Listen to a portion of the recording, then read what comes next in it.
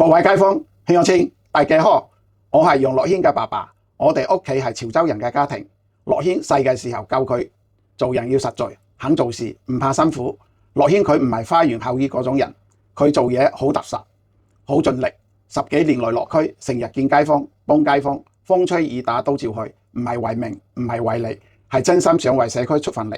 佢今次選立法會係想行前一步，為香港、為大家做更多。而我作為爸爸嘅，睇住佢成長，知道佢可靠，肯承擔。12月7號，懇請大家投我個仔一票，俾佢機會，為九龍中、為香港打拼一個更好嘅未來。多謝大家。我係楊樂軒。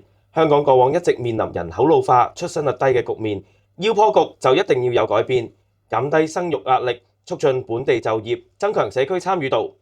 阿軒會喺政策層面上面做好民生工作，唔係有窿補窿，耗費資源。希望發展嘅成果可以俾市民帶嚟切實嘅幸福感。懇請你哋喺12月7號全家總動員投票支持我楊樂軒。12月7號專業領航，我哋一齊啟航。